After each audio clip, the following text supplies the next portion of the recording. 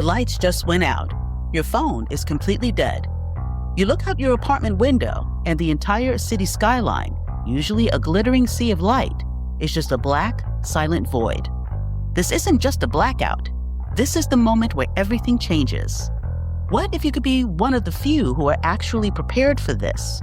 In this episode, I'll walk through the simple, critical steps you need to take not to just survive, but stay stable in a world without power. Safety isn't a luxury, it's a strategy. Welcome to Prepping for Urban Ladies, where I empower the modern woman to take command over her future. I'm Lynn Jordan, the Urban Lady Prepper. From solo apartment living to managing a household in a crisis, I provide the roadmap for practical, urban-focused emergency readiness. While I specialize in a female perspective, the mission is universal: total preparedness for everyone. Let's dive in. Forget zombies. What about a real, silent apocalypse?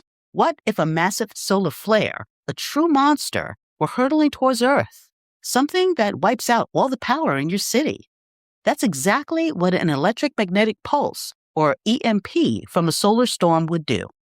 A severe solar storm can disrupt the ionosphere, leading to widespread GPS and communication failures, and potentially knocking out our entire modern infrastructure.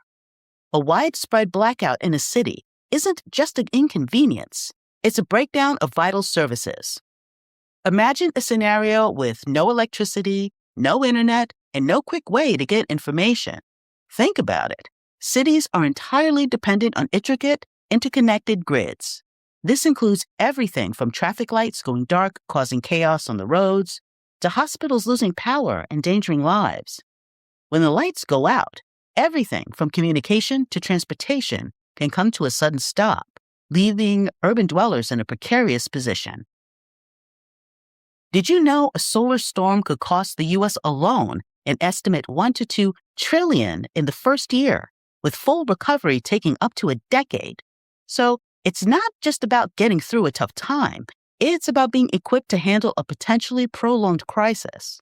Preparation becomes not just wise, but essential. In this episode, I'll break down solar flare survival with practical tips that can turn a challenging situation into a manageable one. Unlike natural disasters, an EMP doesn't destroy physical structures. It fries the very systems that keep our modern lives running. We are currently in the peak of solar cycle 25, a period of heightened solar activity expected to last through 2026, making the possibility of extreme space weather a real concern.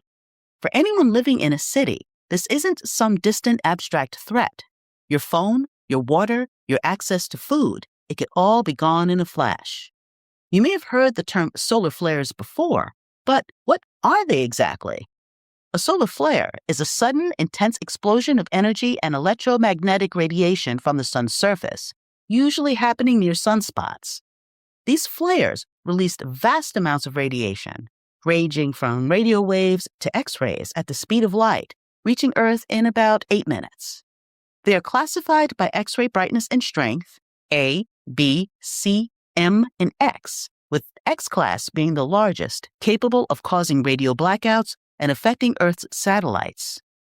The most intense geomagnetic storm in history was known as the Carrington event in 1859.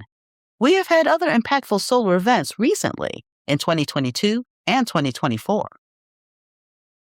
In surviving the immediate aftermath of an EMP, the first 72 hours are critical. Without power, communication, and transportation, urban environments become incredibly challenging, almost foreign, even to those most accustomed to city life. Before you do anything else, before you look for a flashlight or check on your neighbors, your absolute first priority is water. In a city, water isn't magic. Like gas, it's pumped by electricity. When the grid goes down, the pumps eventually stop. You might have a few hours of water pressure left, or only minutes. This is your window of opportunity. Go to every single faucet in your home and fill up every container you have. Start with the bathtub. It's your single largest reservoir. Then fill pots, pans, empty soda bottles, and anything else that can hold water. The goal is to capture as much clean municipal water as you can before the pressure is gone for good. Emergency agencies like FEMA, recommend storing at least 1 gallon of water per person per day. For a family of 4, a 2-week supply requires at least 56 gallons. Suddenly, that bathtub becomes the most important asset you own. Don't overthink it, just fill it. That one action in the first hour could be the difference between life and death. While water is still the most critical item, it's also the bulkiest. This is why water in packets or a high-quality portable filter are absolutely essential to store. Water purification tablets allow you to treat the water you stored in the tub, making it safe to drink over the long term. And don't forget sanitation. Without running water, toilets won't flush, and waste becomes a serious problem. A simple bucket with a toilet seat, some heavy-duty trash bags, and cat litter can be used as a makeshift toilet. Stock up on wet wipes, hand sanitizers, and a good first aid kit.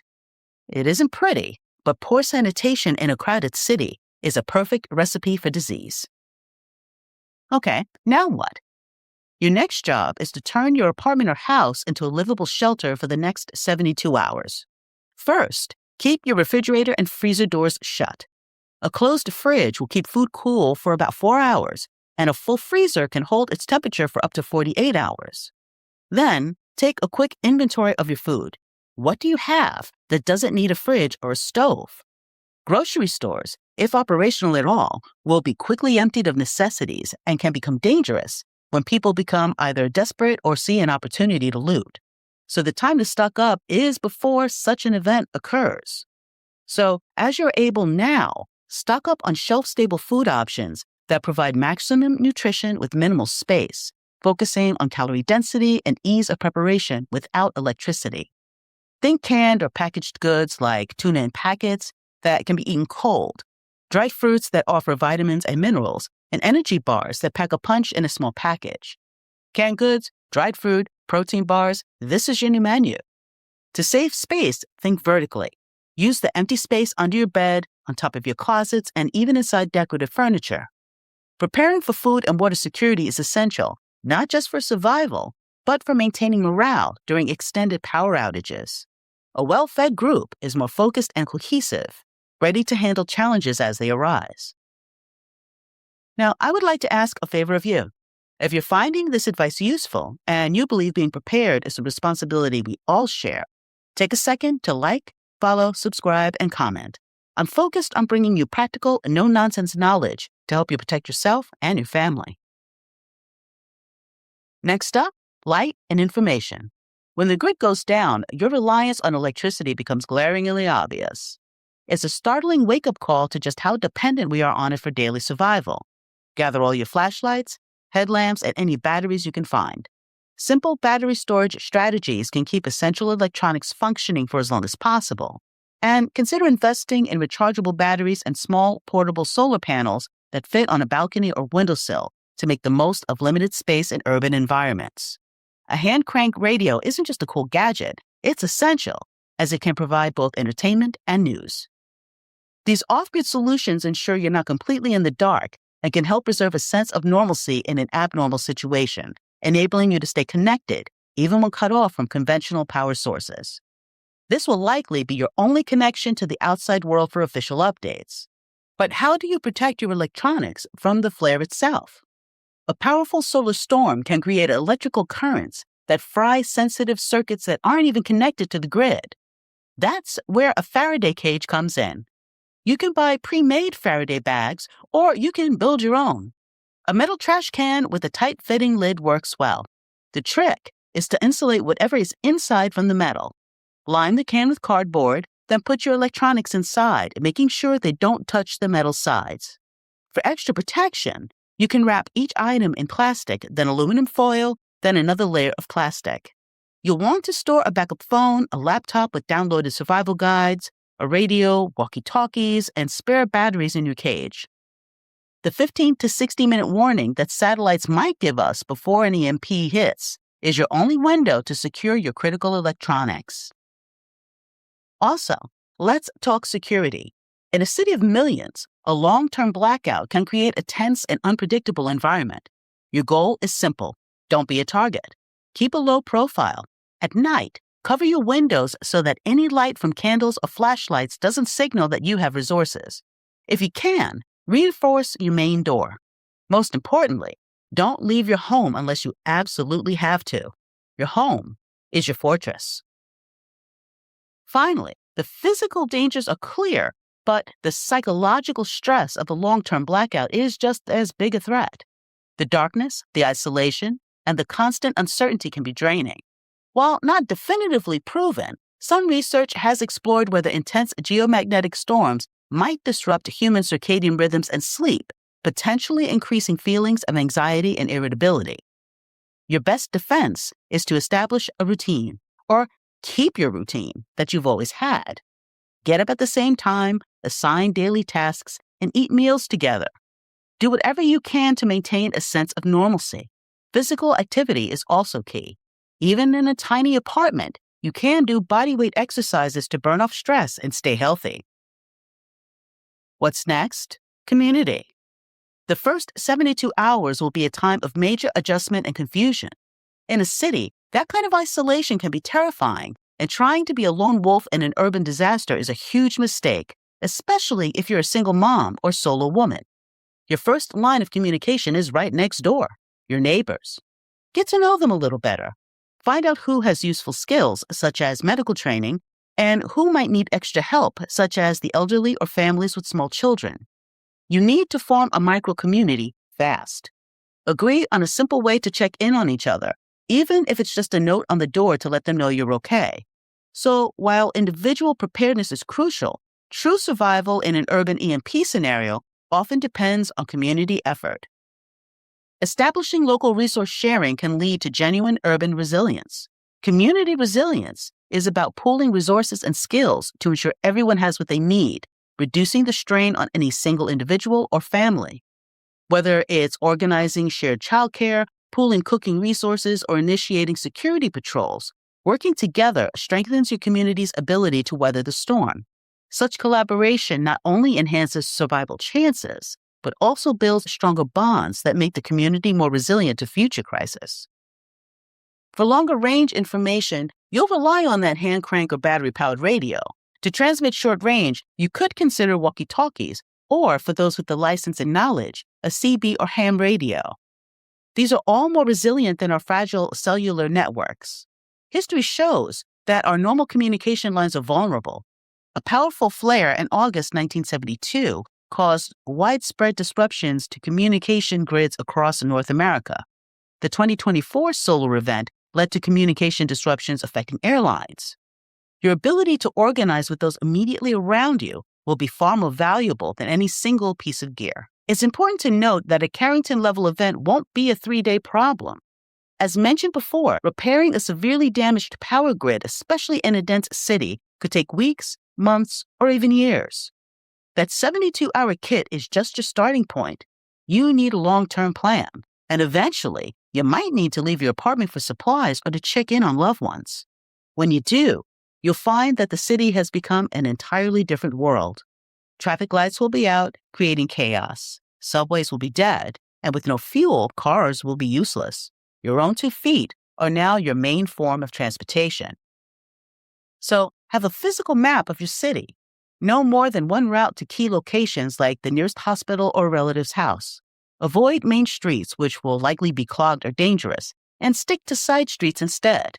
If you can, travel in a small group and only during daylight hours. You have to be aware of everything happening around you. Dress plainly, pay attention, avoid conflict, and move with confidence. Your goal isn't to be a hero. It's to get from point A to point B as safely as you can. Have a small get-home bag packed with the essentials: water, some food, a first aid kit, your map, and a multi-tool.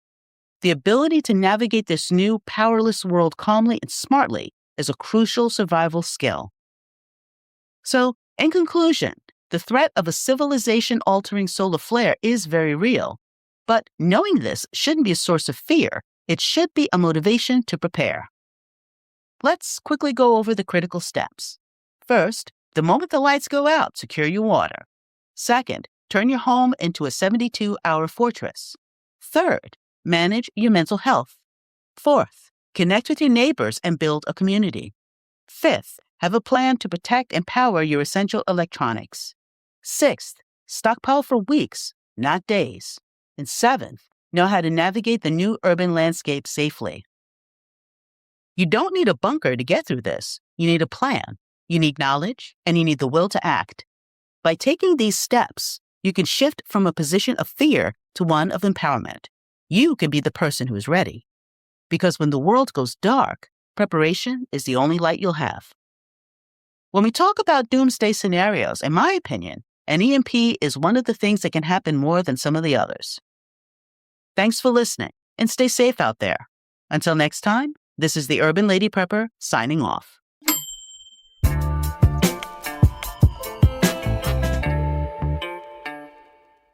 I'm sure I've given you some things to think about as you go through the upcoming week.